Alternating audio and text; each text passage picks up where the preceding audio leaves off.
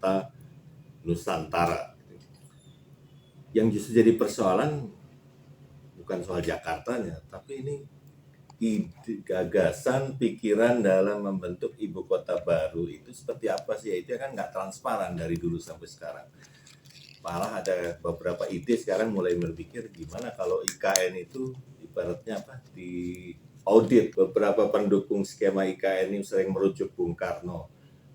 Memang mempertimbangkan, dulu salah satu pertimbangan geopolitik beliau memang di betul namanya Kalimantan. Tapi kan kalau lihat perkembangannya itu pasti harus komplit yang saya bilang tadi, politik keamanannya gimana, politik ekonominya gimana, sosial budayanya gimana, dan yang nggak kalah penting lokasi geografis di daerah yang sekarang menjadi daerah IKN tuh. Saya sempat nyinggung tuh 2019 atau apa lupa waktu di DPR di pas acaranya yang buka Fadlison sama Marwan Batubara. Itu secara apa ya, barat daya ya, northwest, dari letak daerah yang sekarang IKN itu dikelilingi Laut Cina Selatan. Jadi itu kan kalau ide dasarnya untuk jadi daerah apa ya, penyangga, memang kalau itu strategis, tapi prakteknya kan bukan penyangga. Kalau melihat posisi gimana Laut Cina Selatan mengepung daerah yang sekarang diproyeksikan jadi IKN itu, sebetulnya itu kan bumper, bukannya buffer ya, bukannya penyangga, tapi malah daerah apa yang buat kita jadi bumper dari pertarungan antara Amerika dan Cina yang memang makin memanas di Laut Cina Selatan dan Asia Tenggara pada umumnya.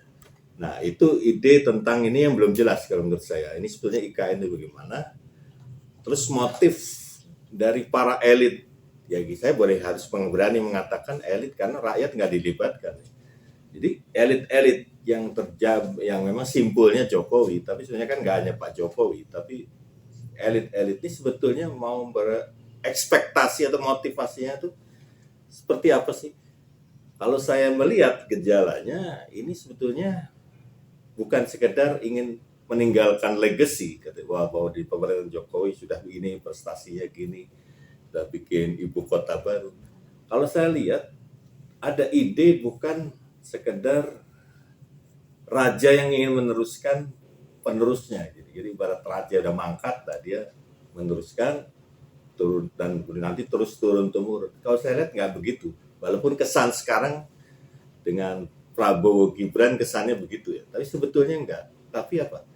Ingin ada orang raja yang ingin atau bermimpi atau bahkan mungkin sudah punya gagasan yang dia sedang proses, yaitu membuat kerajaan baru dengan cara membabat alas, kalau orang Jawa bilang apa.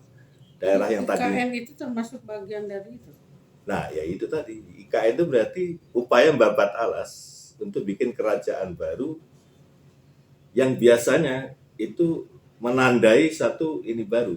Jadi contoh misalnya bagaimana Singosari kan awalnya Ken Arok gitu kan.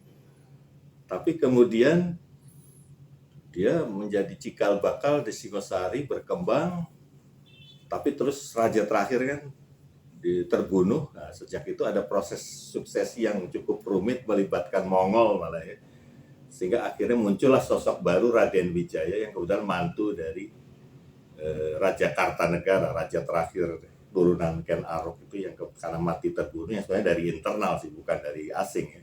Cuman Mongol ini muncul yang kemudian dimanfaatkan Raden Wijaya untuk apa, dengan disinformasi bahwa apa namanya, Jaya Katuang yang sebetulnya menusuk dari belakang si Kartanegara itu sebetulnya yang Kartanegara kan. Jadi akhirnya ke sana Mongol dimanfaatkan untuk menggempur itu, padahal Kartanegaranya sendiri emang udah gugur sebelumnya kan gitu. Ya, tapi itu karena memang pengkhianat itu yang mau disasar dari itu, dan intinya menang ya kemudian dengan manfaatin Mongol. Mongol sadar belakangan tapi udah terlambat. Wah, kalau itu toh kita datang sebenarnya mau membalas Kertanegara karena ada putusannya yang di sabet kupingnya itu kan. Artinya itu ya udahlah balik lagi. Nah, dari situ Brawijaya mengembangkan rintisan baru, bukan lagi di daerah mana mertuanya, tapi di yang kita kenal sekarang Mojopahit gitu, kerajaan yang di Jawa Timur juga, tapi yang kita yakini itu kan di Mojokerto sebagai awal itu.